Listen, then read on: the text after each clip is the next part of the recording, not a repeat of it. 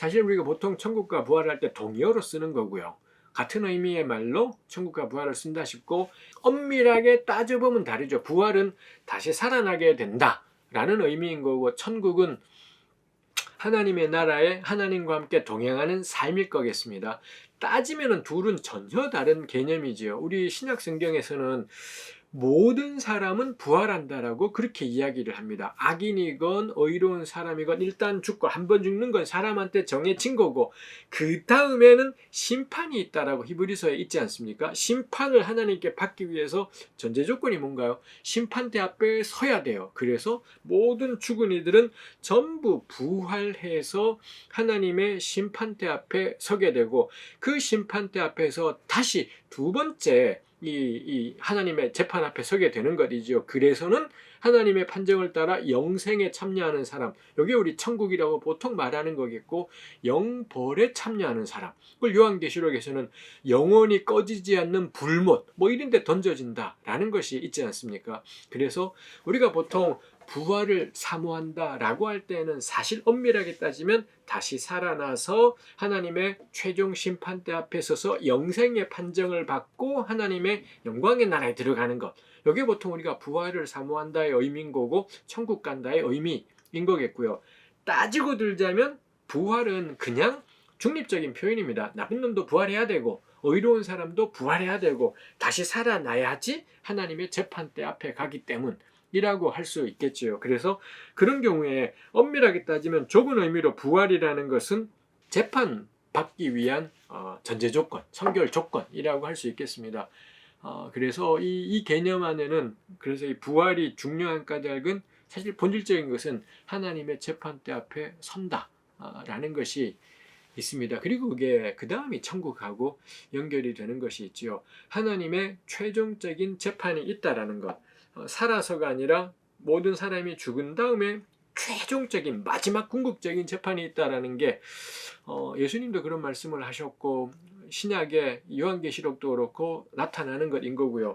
그 다음에 구약 성경은 우리 들으신 적이 있을런지요. 구약 성경에는 내세나 뭐 이런 것에 대한 개념은 없지 않습니까? 그렇지만 구약에도 계속 있는 것이 하나님의 궁극적인 행하심, 마침내 주 여호와께서 오셔서는 이 재판하시리라, 심판하시리라 해서 이런 말씀들은 구약에도 나타나는 것들이 있더라라는 겁니다. 그래서 죽은 다음이냐 아니냐 보다는 결국 신구약 성경은 하나님의 궁극적인 재판이 있다. 이 인류의 삶 마지막에는 하나님이 행하시는 최종적인 재판이 있다라는 것이 있습니다. 그 재판이 벌어지게 되면 이 땅의 모든 임금이건 가난한 자이건 간에 다 그 재판대 앞에는 공정하게 서게 되는 거고요. 그리고 합당하게 하나님의 판정이 그 행한 대로 선포되고 이루어지는 것을 보게 된다 이죠. 그래서 구약의 신앙인들은 하나님의 마침내 행하실 것을 기대하고 신뢰했기 때문에 이 땅에서의 부당하고 불합리한 것들에 대해서 굴복하지 않고 체념하지 않고 살아갈 수가 있었던 것 같습니다. 그래서 저는 천국을 믿는다라는 것의 실질적인 의미는 하나님의 마지막 재판을 믿는다라는 것.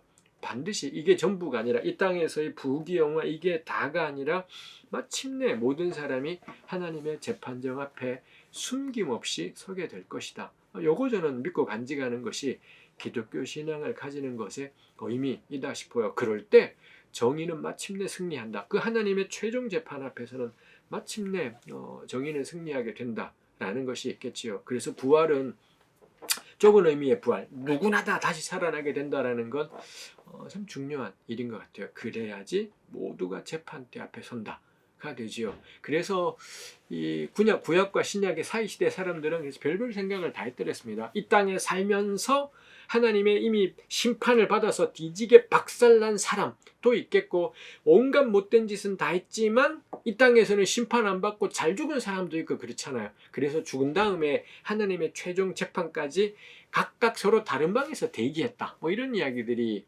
에녹서 같은 데 있기도 하고 그렇습니다. 그래서 어떤 방들은 그 땅에서 잘못했고 한번 뒤지게 맞았던 사람들이 대기하는 방, 이 땅에서 잘못했지만 한 번도 처벌받지 않은 사람들이 대기하는 방, 뭐 각각 따로 있고 다른 벌들이 내려지고 뭐 이런 상상을 하기도 했었죠. 다들 생각했던 것들은 이 땅에서 못되게 살았는데도 부귀영화를 누리는 것에 대한 부당함, 분노 뭐 이런 것들이 있어서 결국 이런 사상들이 이게 사람이 한 번 죽는 게 다가 아니겠구나. 죽은 다음에 반드시 이 모든 불의들을 바로잡는 게 있겠구나. 그게 하나님의 영원한 심판이기도 하지요. 그래서 사실은 우리가 부활을 기대하는 까닭은 이 불합리하고 부조리한 게 다가 아니다라는 것. 반드시 하나님이 이 모든 것을 바로잡으실 때가 있는 하나님의 재판에 대한 기대. 저는 이쯤이다. 이거하고 비슷하다라고 생각합니다.